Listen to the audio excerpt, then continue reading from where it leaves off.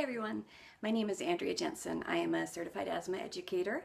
I'm also an allergy and asthma mom. I have allergies and asthma, as do all three of my kids. My kids are older now, but when they were younger, my youngest two kids were hospitalized 12 different times, thanks to pneumonia and thanks to smoke from a forest fire. So when they're little, it's really hard to keep on top of their asthma and to make sure that they know what they're doing and to pick up on what's going on with them and know when you need to go to the doctor and when you need to go to the emergency room. But the same thing can happen as they age. So it's been 17 years now that we've been on our little journey with asthma. I have a daughter in high school and I have two sons in college. So one thing that I've learned over the years is making sure that they know what's going on with their allergies, how to manage their allergies, as well as how to manage their asthma. I'm not going to follow them around for the rest of their life. I'm not going to go to high school with them or to college. So making sure that they know how to take care of themselves is really, really important to me as a parent. Even though once you're a parent for the rest of your life, your kids are always going to need you at some point. I want to make sure that they know what to do. So every year we always make sure that they have an asthma action plan from their doctor, so they know what medications they're on, they know what their triggers are, they know their emergency signs, when they need to get help, when they need to use a nebulizer, when they need to go to the emergency room, and that's individual. There are, with the three kids and with myself, we're all on different allergy and asthma medications, and we all have different triggers, and we all have different things that will sort of flare up when we're having problems with asthma. For instance, I don't wheeze. I can't wheeze even if I tried. I've never wheezed. I never will wheeze. But my daughter, I can hear her wheezing across the room. So it's important to know what specifically are your triggers and what are your signs and symptoms for asthma, because it's very individual.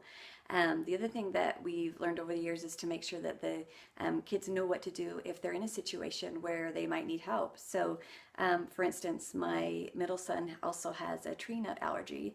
So he's careful to check if he's on campus, to look at the food, if he's not sure what's in the food, to ask either the waiters or waitresses, the chefs, if he's at a family party, church party, whatever it is, he knows to ask and see what's in there so he can protect himself. And sometimes as a parent you wonder, do my kids even listen to anything that I say? Am I here for any reason on this earth? You wonder sometimes. But you have small victories. My daughter this morning on her way to high school said, "Hey Mom, I'm out of my inhaler. I called in a refill to the pharmacy. Can you pick that up on the way home from the office?" And I said, "Sure, no problem. I'll pick that up for you." And then my son, who's in college, stopped to get a Subway sandwich while he was on campus. And he said they had a display case with some fabulous looking cookies and he was really craving a chocolate chip cookie. And then he said, I stopped myself just short of ordering a cookie because I realized there were other cookies in there that had tree nuts. So I knew that the whole case was contaminated. So it's small victories like that, making sure that your kids know how to take care of themselves. They know what to do if they're in a situation and they know when to get help. So just as like when they're little, they're really hard. They can't tell you when they're not feeling well. You're not sure what's going on. You just have to be this great detective. Same thing can happen as they age too. They don't want to be the center of attention. They don't want to be out there and letting people know what's going on with their allergies and asthma.